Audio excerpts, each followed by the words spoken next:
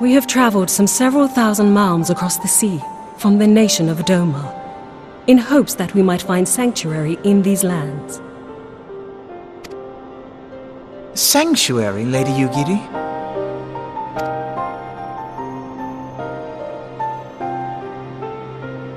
Aye. Lying within Othard, Doma was under the dominion of the Garlean Empire, as I'm sure you are aware. When the War of Succession broke out in Garlemald, we espied an opportunity to free ourselves from the yoke of imperial oppression and took up arms. Only to be crushed. And so I gathered what few Domans escaped the reckoning and guided them hither to your shores. A war of succession? Then the Emperor... Forgive me. You said that Doma was under Imperial rule, did you not? Doma is gone. Razed to the ground as an example to the other provinces.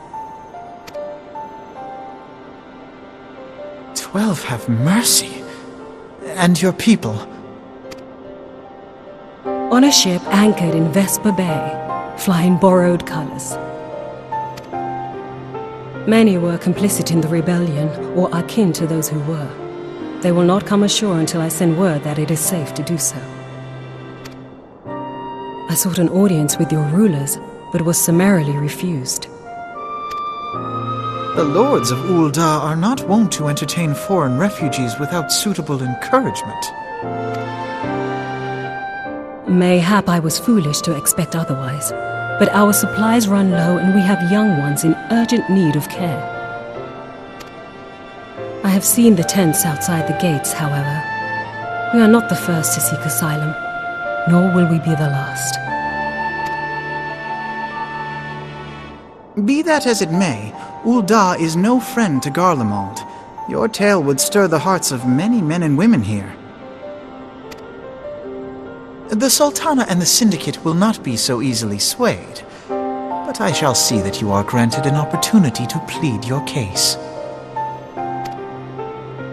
This is within your power?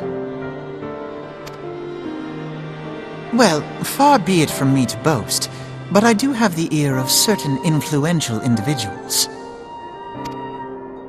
I am in your debt.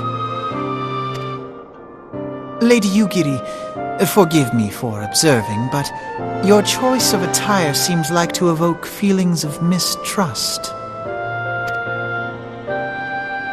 Men are wont to fear the unfamiliar. We know this from experience. We seek only to spare the people of Ul'dah unnecessary disquiet. I shall defer to your experience, then.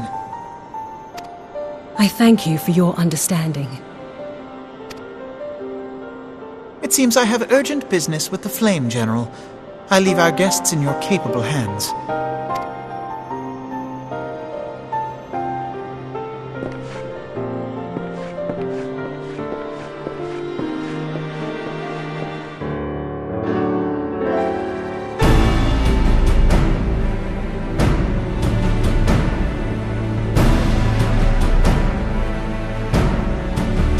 I, Yugiri of Doma, am honored to meet you at last, Your Grace.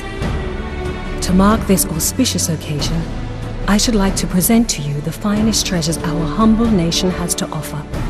Alas, the circumstances which have brought me here today have divested me of both time and dignity. I come before you as a pauper in direst need of aid, to request that you grant my people asylum. I, Nanamo, 17th in the line of Ul, welcome you to our city. Be at ease, Lady Yugiri. Although I myself have heard the tale of your misfortune, I would ask that you recount it once more for the benefit of the others here present. As you wish, Your Grace.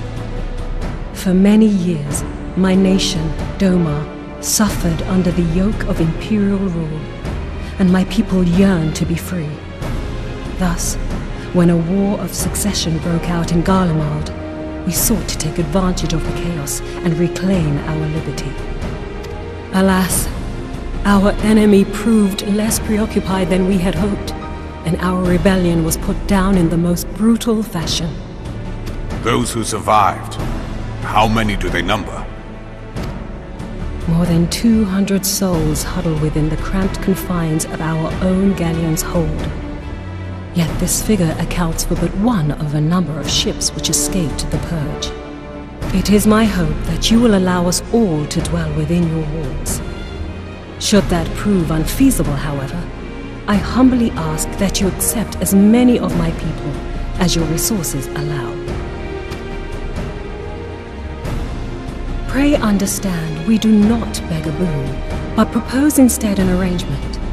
We would serve as soldiers or tradesmen until our debt is repaid. What are the Syndicate's opinions on this matter?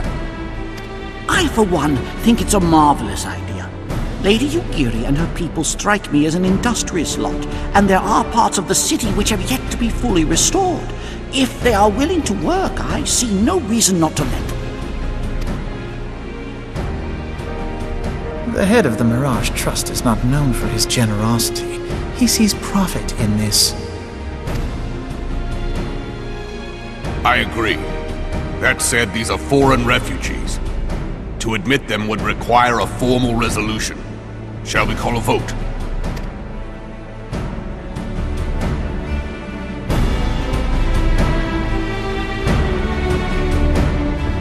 The law is the law.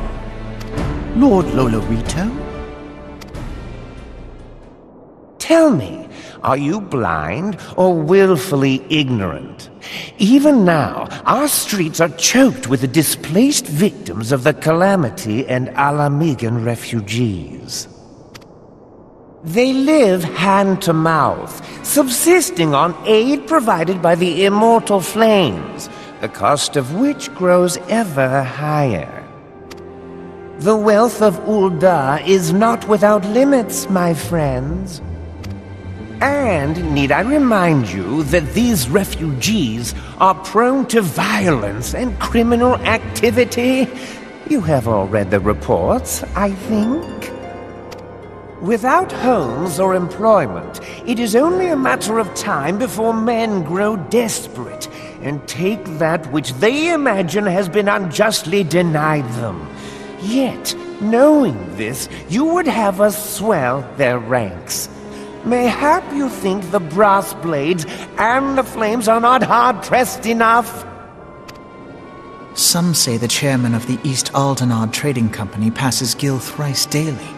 This may explain how he came to be the wealthiest man in Ul'dah.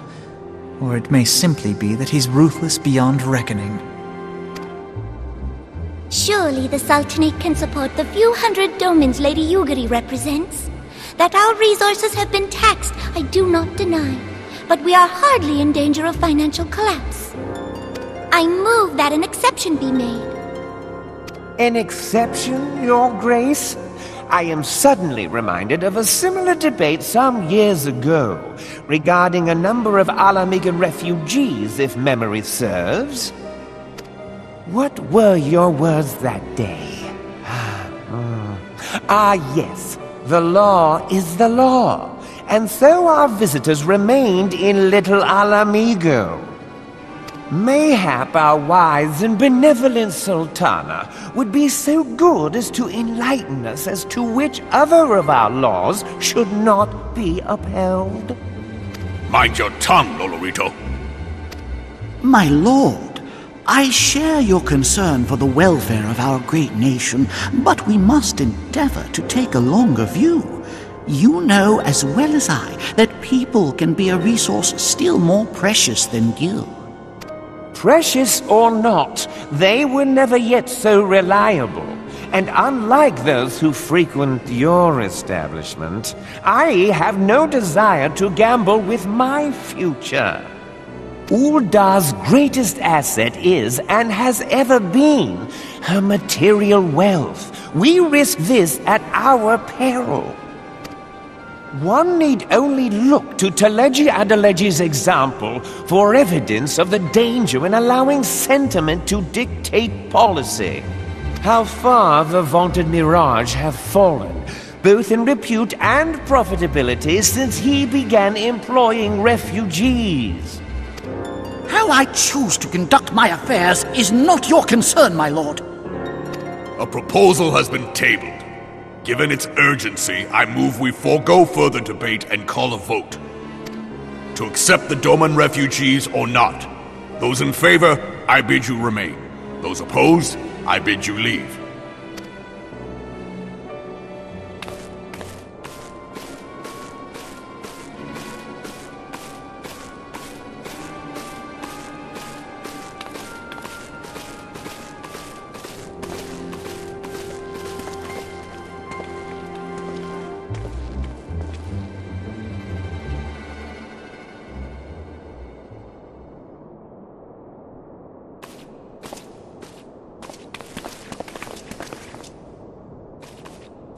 Would that it were within my power to welcome you and your people, Lady Yugiri.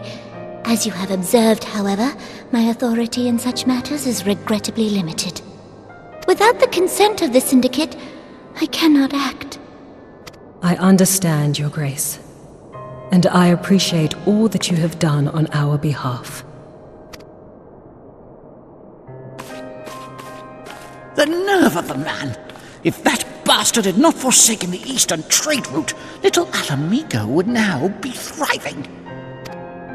Oh, that you should have traveled so far under such dire circumstances, only to be refused in this manner is utterly unconscionable. Pray, accept my sincerest apologies.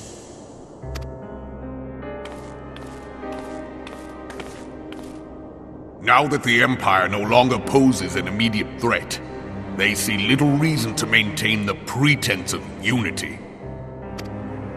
The Monitorists have grown especially defiant of late. Lord Lolorito most of all. But this is neither the time nor place for that discussion.